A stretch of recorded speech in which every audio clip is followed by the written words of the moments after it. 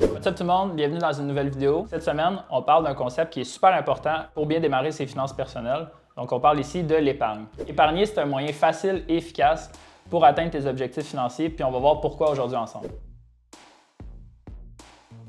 Donc c'est quoi épargner? Épargner, ça signifie de mettre de l'argent de côté pour une utilisation future au lieu de la dépenser tout de suite, tout d'un coup. Donc ça peut sembler simple dit comme ça, mais l'épargne, c'est souvent un des concepts les plus difficiles à appliquer pour tout le monde. On se le cachera pas, si tu es un jeune qui commence à travailler puis qui commence à voir l'argent rentrer dans ton compte en banque, ça se peut très bien que tu veuilles dépenser cet argent-là pour t'acheter des choses que tu n'avais pas le budget avant. Donc c'est totalement normal, mais aujourd'hui, je vais t'expliquer pourquoi tu devrais te garder un petit peu d'argent de côté.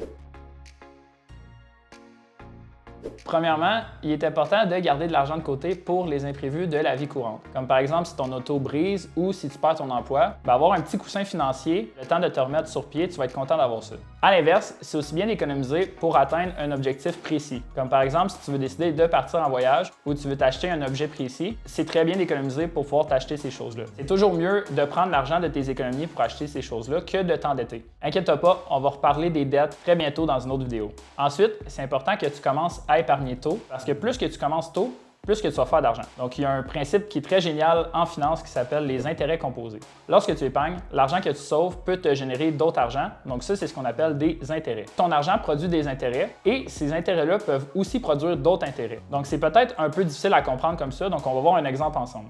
Imagine que tu réussis à économiser 100 $ et que tu investis cet argent-là à un taux de rendement de 7 % par année.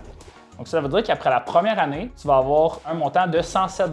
Donc, ce qui est vraiment intéressant ici, c'est qu'à partir de la deuxième année, les intérêts que tu vas générer ne seront plus sur 100 $, mais bien sur 107 $. Ça veut dire qu'après la deuxième année, ton montant total va être rendu à 114,49 et non 114 $. Dans cet exemple-là, ça peut paraître pas grand-chose, mais plus que tu commences tôt, plus les intérêts composés sont puissants. Imagine que tu réussis à économiser 250 $ par mois sur une période de 30 ans, avec un taux de rendement moyen annuel de 7 %. Crois-le ou non, mais après 30 ans, tu vas être rendu avec un montant total d'un petit peu plus de 292 000 $.